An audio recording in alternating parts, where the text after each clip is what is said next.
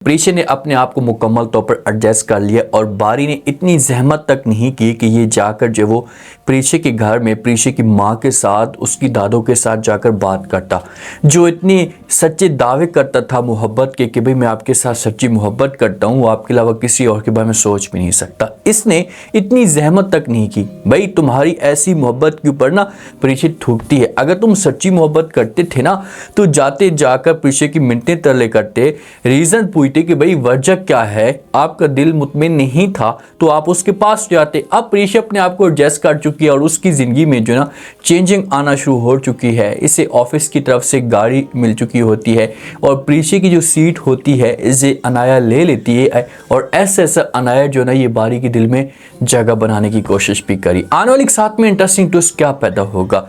जो मेरुनिसा है ना, इसे आग लग जाती है कि भाई प्रीशा इतनी तेज़ी के साथ तरक्की कैसे करती जा रही है और ये अपने हस्बैंड का माइंड और इसका दिमाग ख़राब करने की कोशिश करती है। लेकिन आलिम साहब को अपनी गलती का एहसास हो चुका है और ये कभी भी जब इतनी आसानी के साथ अपनी बेगम की बातें नहीं मानेगा। क्या बारी जो होगा कोई प्रीशा को बड़ा सरप्राइज़ दे सकता है, क्योंकि वालिद का प्रेशर है तो बारी जज्बात में आकर जो वो अनाया के साथ शादी करने के लिए राजी हो चुके हैं। और शादी वाले दिन क्या इंटरेस्टिंग ट्विस्ट पैदा होगा ये आज के शो में डिस्कस करने वाले हैं। प्रीशा से बार बार माँ ये बात पूछती थी कि भाई बारी तो इतना अच्छा है और वो कभी भी आपको जो इतनी तकलीफ़ ना देता या आपके साथ ज़्यादती ना करता। अगर आप प्रमोशन की बात करती ना तो आपकी हर सूरत में वो प्रमोशन भी कर देता और आपको जो वो कोई आसानियाँ भी आपके लिए पैदा कर देता।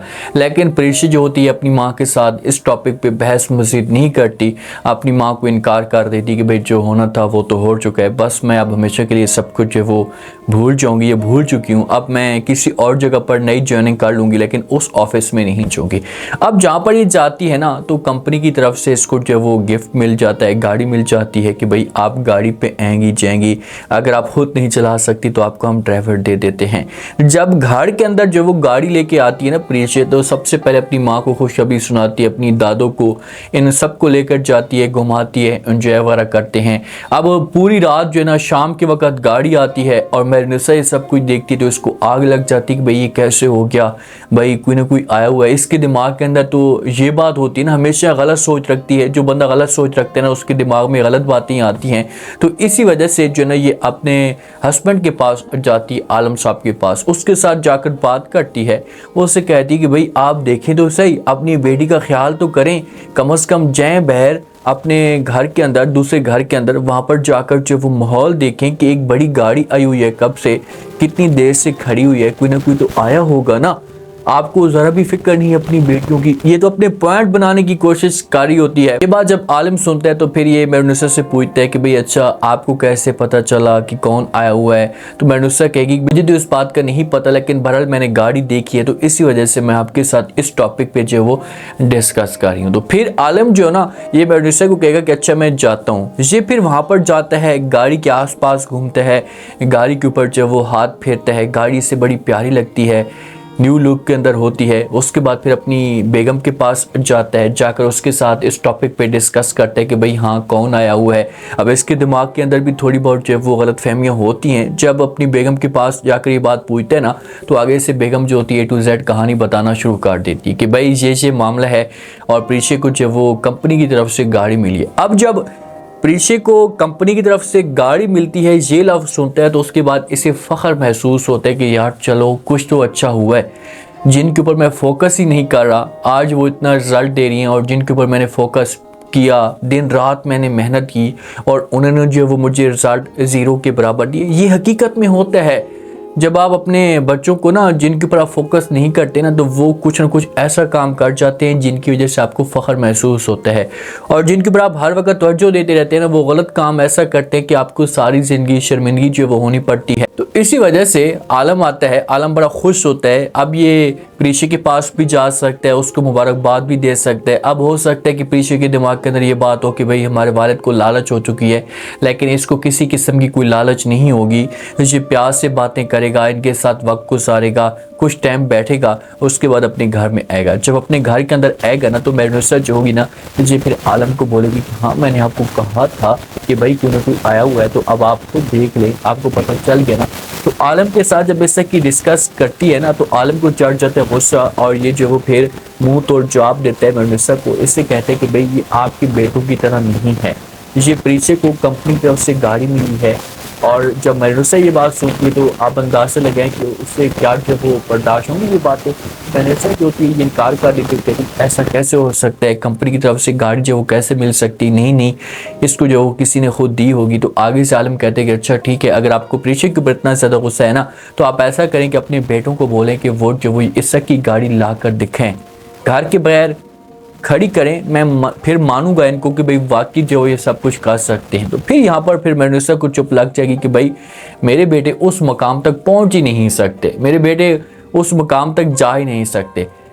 जो हमारी अनाया होती है ना ये अपने आप को चेंज करने की कोशिश कर रही होती है कि भाई किसी भी तरीके से मैं अपने आप को चेंज करूं। माँ की ये सोच है कि अनाया जो वो मिनाल के साथ भी ठीक रहे और उसके बाद जो वो बारी के साथ भी ठीक रहे, लेकिन इसका लिबास ये सब कुछ जो वो चेंज करती है ना तो इतने में जो माँ जो होती है इसको जो चढ़ जाता है गुस्सा, क्योंकि माँ कहती है कि भाई इस तरह के लिबास से या ड्रेस से बारी कभी भी जो वो आपकी तरफ नहीं आएगा, बारी की सोच और है। तो अनाया को गुस्सा आता अपनी माँ को, कहती है माँ जी चाहे जो कुछ भी हो जाए मैं इसी तरीके से रहूँगी, मैं मिनाल के आगे नहीं झुक सकती और बारी की बार बार मिन्नतें तरले नहीं कर सकती, इन दोनों को मैं राज़ी करके आगे नहीं चल सकती। अगर मेरे साथ चलेंगे तो ठीक है, वरना जो वो मैं इस हिसाब से मिनाल की कभी भी मिन्नतें तरले नहीं करूँगी। तो माँ जो भी बोलेगी कि वो आपकी अपनी मर्जी है, हमें किसी किस्म का कोई भी एतराज़ नहीं है, लेकिन जो बात मैंने आपको बतानी थी बता दी है कि बारी कभी भी आपकी इस की बातों में नहीं आएगा, आपको चेंज होना पड़ेगा।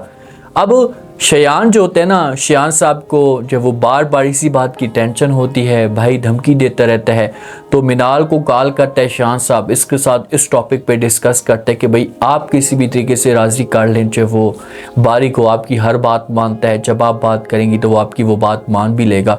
तो मिनाल अपने जो वो वालिद को साफ अल्फाज में इनकार कर देती है, वालिद को कहती है कि पापा जानी मैं इसी वजह से तो शादी नहीं करना चाहती थी ना, मैं तो आपको मना कर रही थी क्योंकि मैं अपनी जो वो मोहब्बत की खातिर मैं बारी की ज़िंदगी को बर्बाद नहीं कर सकती। बारी कभी भी जो वो अनाया के साथ खुश नहीं रह सकता, या दोनों का एक तरीक़ाकार या सब कुछ जो वो मैच नहीं करता, दोनों में बहुत ज़्यादा डिफरेंट है।